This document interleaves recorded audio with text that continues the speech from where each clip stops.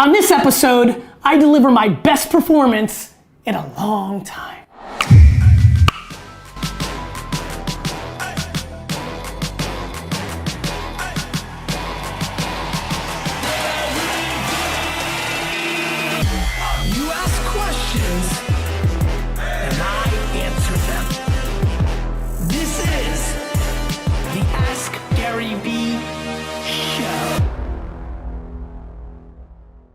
Hey everybody, this is GaryVee Arabic, and this is episode 232 of the Ask GaryVee Show. 231 hasn't been posted yet, right? What time are you guys posting it? Like right after I film this live stream.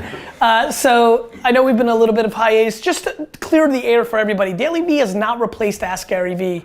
I'm just traveling a whole lot, and so you know, we've been pretty sporadic with shows, which is unfortunate, but we're here and we did one Friday, which you're about to see. We're Facebook Living, so I'm giving more context for them. You've already seen 231, so 232. Elliot, you're here, and I think we should get right into the show. Obviously, right, so we're airing this, so this is gonna air tomorrow. Let's air this tomorrow early. First thing tomorrow morning. So, you know what, I heard from somebody that I only made one Jets prediction this year, and it was the game they won, which makes me want to predict, but I feel like they're going to lose tonight. Though there's a little fun fact, AJ and I did not watch the Buffalo game together, and I was supposed to get to Arizona for this game, but I have so many fires here at VaynerMedia, I couldn't justify it, so I didn't go. So weirdly, if the Jets win today, I'm not sure if I should watch with AJ anymore this year, because it might be what actually works for us. So anyway, my prediction is the Cardinals are going to score some serious points tonight. Let's get in the show, bro. First question from Shubham. Video? Yep, all video.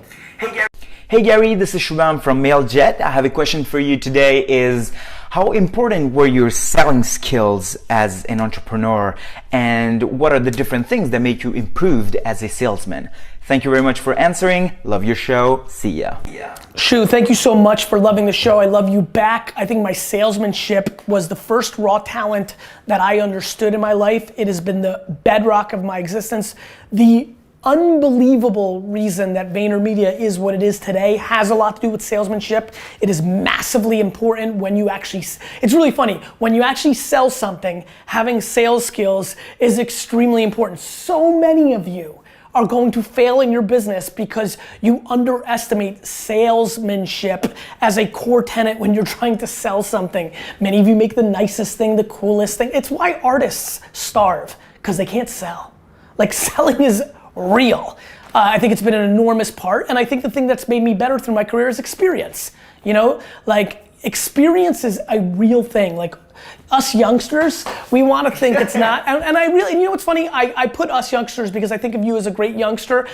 At 22, 23, I thought I was it, right? Like I guess I look at it as like basketball players, because Dunk, I know you love it, like they become better shooters as they become craftier, they become more experienced, and the guys that are all time, you'll notice their game evolves, you know, through their careers, because they can't rely just on their athletics anymore. They've got to become crafty, they've got to be able to shoot. I mean, I would say LeBron to me could have easily been the best all-time player. He never got his jump shot developed the way that Jordan and Kobe did. He's a different type of player, but if his jump shot was unstoppable right now, forget it. And his three-point range has gone down in his career instead of up. And by the way, I'm the biggest LeBron guy of them all, but to me, imagine if LeBron, like Andy, I saw you react to this. I don't know if you got something to say about this? I mean, his jump shot has definitely improved, and when he does hit the jump shot. It hasn't improved. His three-point percentage was down last year. It improved from early on. Yeah, it was down last year. Like, and I think it's gonna continue to go, like, it hasn't improved, it improved from like the beginning, but like. He only was taking ones that he really thought he could hit.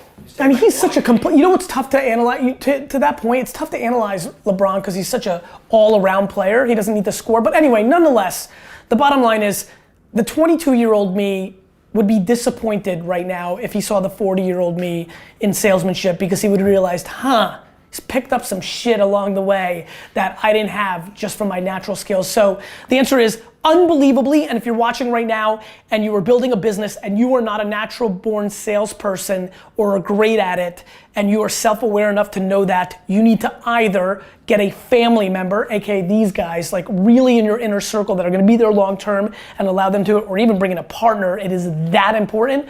And if you're a good salesperson, never allow yourself to not continue to learn, try different tactics, do different things.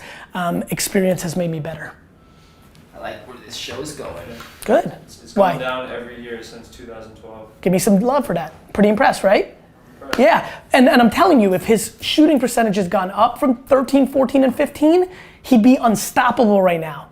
Like if you couldn't like guard him, like everybody's staying back. Yeah. Imagine if defenders had to go up just 6 to 18 inches on LeBron because he was shooting crazy. Anyway, let's do this. Next question is from Jessica. Jessica. Hey Gary, what's up? It's Jessica Louisley here. I was at the Archangel event here in Toronto. I stood up to ask you a question, but we didn't get to it after Gio and Nick chased you off the stage. But it's all good. I would love to know how you would describe joy and what brings you joy. What brings Gary joy? Thank you so much for providing all the value that you did on stage. It was amazing. Thanks for the book. I've been enjoying it every single day, starting off my day that way. So thank you, thank you, thank you. Welcome to your program. Just, you know what? I've decided I'm gonna share something. For a lot of you that have watched for a long time, this is gonna be a cool moment, I think, if you think it's cool. Truth is, I talk a lot about the strategy of 51-49, giving a little bit more for the leverage of it. The truth is, it's my most natural joyous state. You know, I've molded it, and that's not fair because I'm not manipulating or molding it, I'm trying to be cynical here. I've experienced the benefits of it from a business standpoint. But I didn't think that way when I was 8 years old, when I was 10 years old, and on my 10th birthday when my grandma took me to Toys R Us, I decided to buy my sister a Cabbage Patch doll because I knew she would be more excited about me doing that than me buying anything at Toys R Us. I have always been this person. I like making people feel good because it makes me feel good. I'm being selfish by providing others value because it brings me my biggest joy. And so, and the reason I've never talked about it is what I just said is so douchey. It's like, you know what it is? It's like when you interview somebody and you're like, what's your weakness? And they're like, oh, I work too hard. It's like such a douchey answer. It's a non-answer. It's a compliment. Saying your greatest joy is giving to others and the way that makes you feel is a douchey thing to say. So here I am. I've been deep in the GaryVee world since 2009. Please? Not necessarily, because it's a win-win.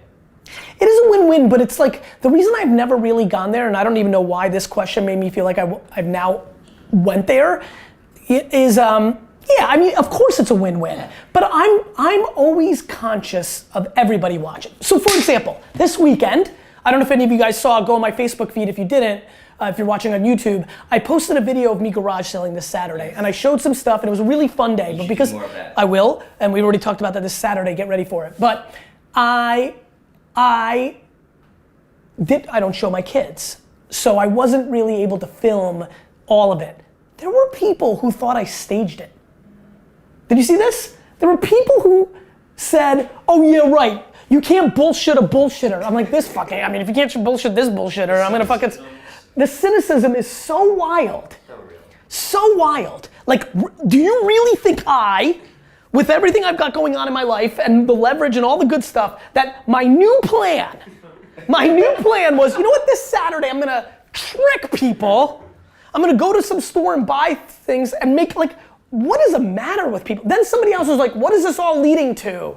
A $10,000 how to make money on eBay course? I'm like, yeah, dick face, a $10,000 to make money on eBay course. No, fuck face. It's for me to spend some time with my kids and to show people that this is the world I came from as a kid. It's still tangible. There's a shitload of you that could actually really benefit from $300 a week more in money, learn something, including the thrill of the hunt and how to educate yourself to know the value of things, how to do copy and salesmanship in an eBay environment, which is the most ultimate competitive environment, and how to hustle. Because while all of you were sleeping Saturday morning, I was out going through fucking trash. That's what I was doing. So anyway, where was I going? To come out and say my great joy is to give other people joy because it makes me feel so fucking good is gonna be met with such obnoxious amounts of cynicism that I don't even wanna waste the time on it, but it's the answer to that question. That's the truth. And by the way, this is where luck comes in. I know a lot of you say I hate luck. Let me tell you what luck is. Luck is that you were built in a way where that is genuinely the way you feel because then you actually do it because you love it. And then enormously awesome shit happens to you. So how do you think I work so hard? Because I'm filled with gratitude that I was built that way. Because that gift, that fucking gift, is the fucking thing. I'm loving this. Next question is from Brian Blair. Well, you know, when you come off these big vacations, you've got fire. When you're coming out I'm excited. episode, By the way, I it's wanted gonna to put be this. history By the way, also. let me get right to it. I wanted to get this Ryan question in. I don't really know Ryan, but a lot of my friends know Ryan. I know he's got this book out. I've seen some of his stuff. I think we had dinner once at this event, but I'm excited to like give him this. First of all, I have no idea what he's gonna say, but I wanted him to do the question because I wanted, you know, what I'm hearing is this book is pretty good from a lot of people I trust. So I haven't had it yet. Read it or what have you. I would never read it because I don't read books, but I'm hearing nice things. I wanted to give Ryan some exposure, so I should disclose that.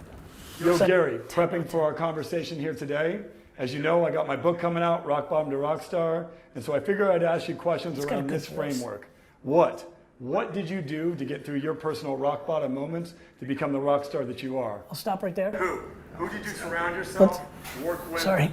So let's start with what? Ryan, what? You know, my rock bottom moment happened super early. It was by being an immigrant and getting teased for not speaking English. You know, I don't talk a lot about drinking the pee out of the Pepsi can in Dover, New Jersey, which I never referenced because I lived there for a year before I moved to Edison. Maybe even subconsciously because of that. That was sucky, but that was 5. I mean, we all got picked on. I just think my whole childhood in some weird way, it was awesome, which is why everything's awesome. But man, I don't know if anybody could have disliked school more than me. I think we all hated school and homework, but I failed. And oh, by the way, Tyler, tonight when you get the Teenage Mutant Ninja Turtles things out of my car, tonight when you get the TMT out of my car, my report card's in there. It's time to take the pictures. Yeah. You know, I struggled. I was happy. I was a very happy kid, but I hated school. Like on a different planet. And I think all of you know me, like look what's happened in my life, like I really hated it. So my rock bottom moment was really my school career. Keep going. Who did I get help from or what's he gonna say? Who did you surround yourself, work with? Who was it? Was it your team? Go next. Was it advisors? So, was it mentors? stop right there. Was it a good book? My mom and dad. That's who my who were. My mom was building my self-esteem about me. I'll never forget, I opened the door for a woman in McDonald's when I was like 9. My mom, Andy, you don't wanna hang? You got real work. I got it, real work, I'm excited. My mom, you know, made that out to be the greatest thing that a human had ever done. She accentuated, she blew up, she overemphasized great things, which made me a good person. And my dad, you know, instilled unbelievable hard work ethic. My mom did as well. Word is bond, you know, provided for our family, came here with 0. I look up to him so much for that struggle. So my what was the struggles early on in my childhood, my who was my parents who were showing me through their actions, not only their words, what to do. Who was it that you worked with to get through these tough times? Because I know nobody can do it alone. Why? Why did you do it? Did you do it because you loved somebody and you wanted to show them that you were better than that? I know you got a lot of grit. Stop it. My why back then was I had a chip on my shoulder. I was getting D's and F's. You'll see that soon with my report card content this week. I was getting D's and F's and the world was telling me I was a loser. My teachers were telling me a loser. My friends' parents weren't saying to my face that I was a loser, but I could see it in their eye that I didn't think I'd be successful because the game I played, unlike today's game, in the 80s, early 90s, was school was the way out. Going to Harvard was the great accomplishment, not building Facebook or Instagram or being a successful entrepreneur. It was a different landscape. And so, you know, the why was to fucking stick it to everybody. Like I used to sit there as a 13, 14, 15, 16-year-old and look at my class and my teachers and I'm like, I'm gonna show you. I'm gonna show all of you. You think I suck? I'm gonna be the biggest, best person on earth. Do you feel like your why has changed over the course of your career? Nope, because that, chip never goes away. It's why I'm willing to put in the work. It's why, and I want to give. It's funny, we're getting to a theme. I want to give. Saturday was a selfish thing, spend time with my kids on something I care about, but I've done that. I didn't film before and I had to be very careful because I don't want to show them. Like, I did that because I want to show people. I want to help them. I inspire people. People got pumped over the weekend. People went out Sunday morning and made money. I got real emails in my inbox. Sunday morning, I got pumped. I bought this printer for 30. I just sold it for 90. I need 60 bucks. 54 after fees. I know, dicks. Let's go. You, Gary, and that comes from somewhere. So why did you do it? Did you have a deeper purpose? Did you not want to let yourself down or let someone else down? Or did you have a bigger cause in mind when you did it? And then how? What did you do specifically? What steps did you do when you were at your lowest moment? Yep, let's do it. During that point, what did I do? I did what I preach to all of you, which is I put in the work. I gave up all my weekends and holidays in high school because I knew I had to pay that price because I wasn't gonna do I'm gonna go to school, meet some good kids at Stanford and Brown, Ivy League school, make some relationships, and that's gonna be my springboard. I was gonna start with no relationships and in the gutter, and I was gonna have to prove it, and I would have to show up and meet everybody like I did in my 30s. But in my teens and 20s, I was gonna have to work. And so what I did was to the extreme of anybody I've met that had options. Some people lose their father, mother, welfare, but anybody who had some options, I punted every leisure activity in my life. Nothing. No weekends, no vacations, zero, nothing. We're making jokes about the 7 days. I didn't take a single, and by the way, but it's my truth. I didn't take a single vacation day. Never. And I'm sure you worked on your side hustle. I just love you and I don't want to razz you. None. Zero. All my high school friends, gone because I wasn't around. All my college friends, post-college, gone. I'd see them a little bit. I love those guys, but gone. Girlfriends, nothing. All in. So what did I do? I worked to such an extreme level that when I push you on work, I don't even ask you to do 50% of what I did, and I guarantee you'll fucking win. Last question from Blake. This could be a big time episode. It's a really good one. I'm fired up. I don't ever fire up my own self. Hey Gary and Gary's crew, good evening from Lincoln, Nebraska. I'm Blake Bolin, actually enjoying a Malbec currently. Pretty good one from Argentina. But I was thinking about a question for the Ask GaryVee show, specifically one pertaining to the Ask GaryVee book. Gary, in the book you talk about how you believe our brains and what they're capable of are vastly underestimated and that science has yet to prove really what they're truly capable of. You also mentioned as an example that a few years ago you told your brain you didn't want to get sick anymore, and then you attributed the fact that you haven't gotten sick to when you told your brain that you didn't want to get sick anymore. Now, I recently stumbled upon the law of attraction. I'd heard of it before, but I really dug in depth in an audiobook. If you're familiar with it, and for those of you who aren't familiar with it, the law of attraction basically states whatever you focus on will manifest itself. So if you focus on the things you want to accomplish and you believe you can accomplish them, they will manifest themselves over time. Whereas if you focus on the things you don't want, those things will also manifest themselves. So the point is to focus on the things you do want. So Gary, I'm wondering about the relationship between your beliefs and the law of attraction, and if you could explain how we in Vayner Nation can leverage those concepts to better live our lives, both personally and in our businesses. So Gary, really looking forward to your response here, and thank you so much for taking my question.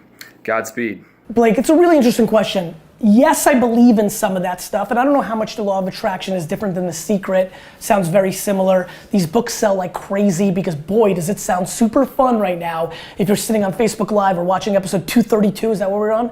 And you're like, wait a minute, if I just say I want a yacht, or if I just say I want to be a pop singer, if I just want to say I'm going to be an influencer, I don't know what either of those two books say, but let me give you what I've done. Go ahead, please, The Secret is basically based off of the law of attraction. Okay. So the law of attraction is it's like the religion, so to say. And The Secret is a book which is basically Huck's Plays Street. on it? It's very Huck's Street from Got the it. law of attraction. So listen, I believe in it, comma, all of your actions have to then map to it.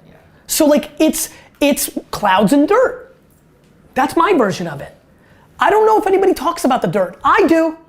I know all, cynical newbies are like, what's he gonna sell me on? Nothing. I'm gonna sell you on the following. Hard work. And don't buy my hard work course because there isn't one. There's no hard work sessions. There's no hard work ebook. There's just hard work. Like, so my answer to this is I believe in it, but then you have to make your actions map it. I want to buy the New York Jets. I think about it, I want it. I start building VaynerMedia. There's an opportunity to sell my company, sell a piece of my company to thousands of entities. All of them pass. I then sell it for less to one entity. An owner of an NFL team. That's called putting your money where your mouth is. I didn't do that by accident. I knew what kind of life I had. I could have dated and married a bunch of different people, but when I found what I needed for what I really knew I wanted, I went in that direction, right? Like, I talk about HR-driven culture and this and that, and some people be like, you got a bad review on Glassdoor or 4.7. Yes, that's fine, but come here. Watch what I do every day. You guys know my calendar. You see what I do. You know what's on the back end of this. Like, so my belief in the law of attraction is, Blake, believe in it, but then you have to execute against your belief. If you want to be an esports celebrity, shouldn't you spend every one of your minutes selling shit on eBay, buying a ticket, and then going to the esports con? Not like, I can't go to the esports con. Work. By the way, on that note, we got to pick up the Musical.ly. You're a killer on it. I want it. I'm so into it. Yes. That work is so fun. So good. I was saying it right now with that, like that tone. Work. Yeah. Like, it's work. Like, there's gonna be nothing else. Like, yes, work smart. I can hear the cynicism already. I can read the comment from Sally right now, but you gotta work smart. No shit, Sally. I'm leaving Rick alone for a minute. No shit.